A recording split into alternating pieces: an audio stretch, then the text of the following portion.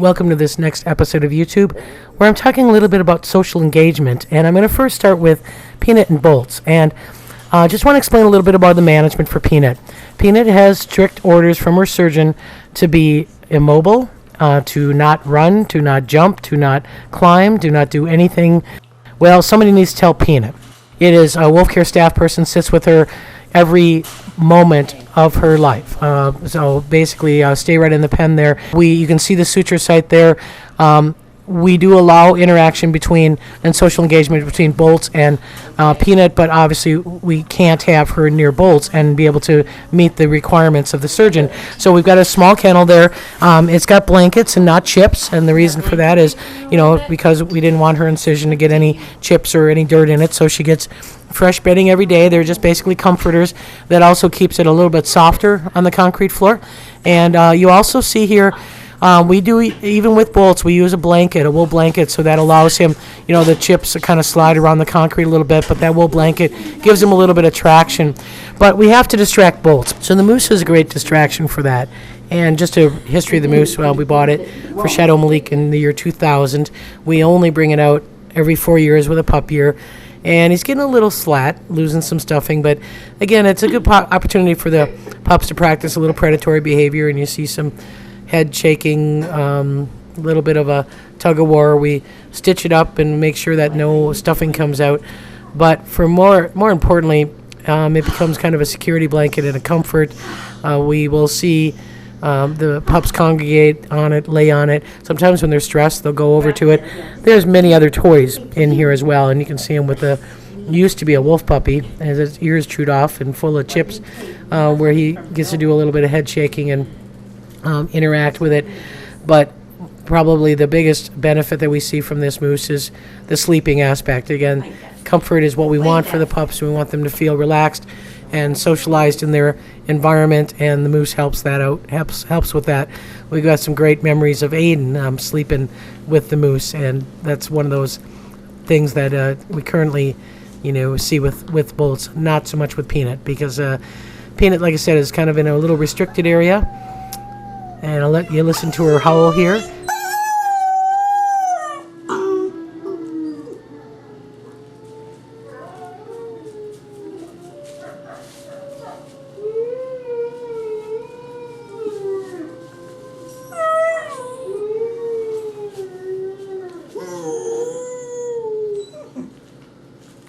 This is from her perspective.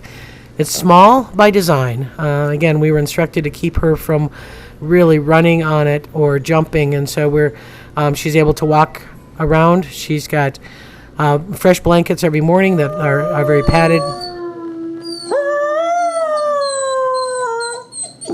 She's aware of what's going on. She has face-to-face contact with Bolts. We do not, again, leave her unattended.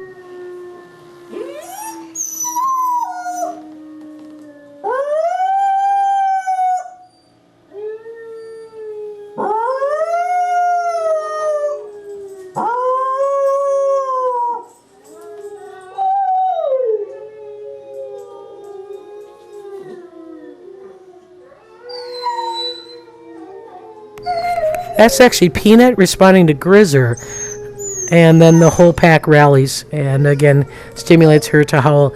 Bolts will also start howling here, and a little bit longer in the clip you'll actually hear him chime in as well.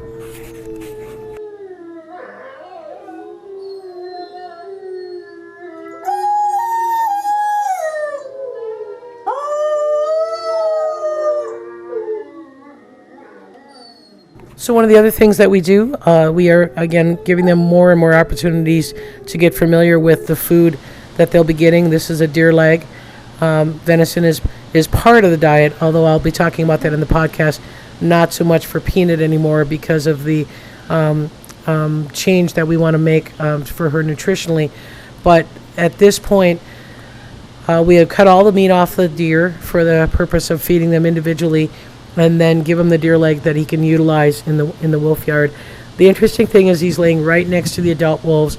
Adult wolves are not aggressive about him having food. That's very typical that we find. Adult wolves are very tolerant, and puppies usually get rights and get to feed on whatever they want, and so not much of a of a threat display or even really interest by the adult wolves in what Bolts is chewing on.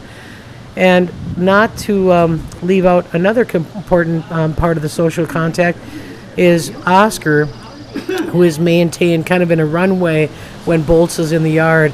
And you can see there the relationship between them, again, is very tolerant of each other.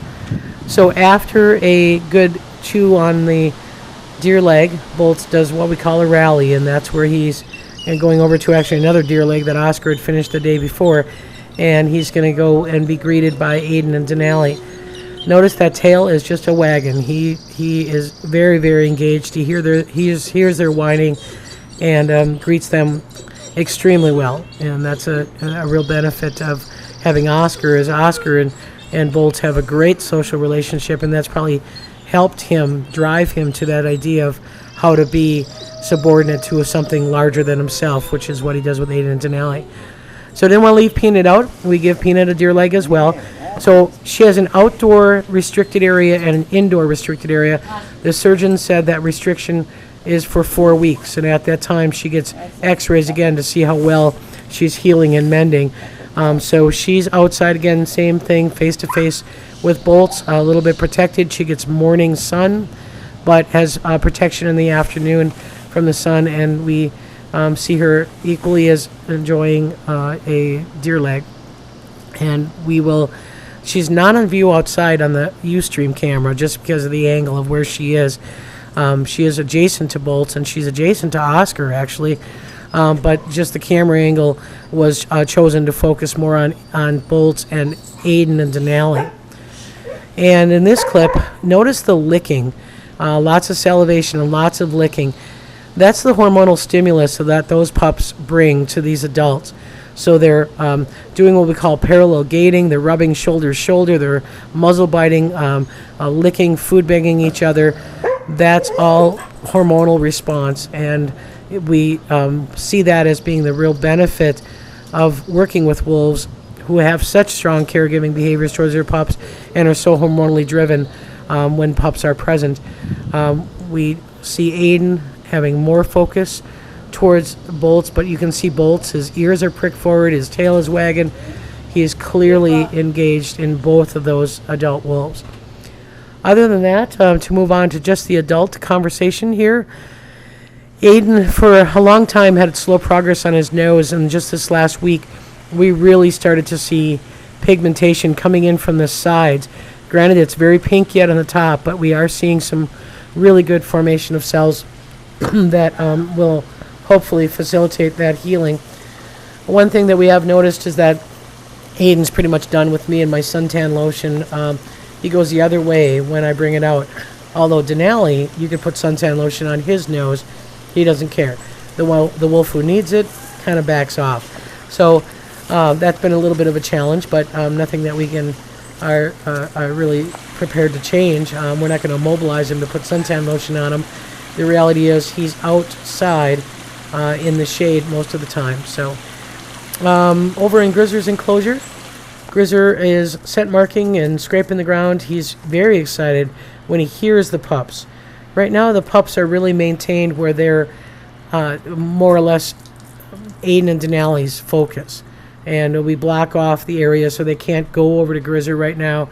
And that's because we really want Aiden and Denali to mentally accept these pups. If they see them with Grizzer, we're not certain that they aren't going to see them as Grizzer's pups and then not be as kind of engaging with them.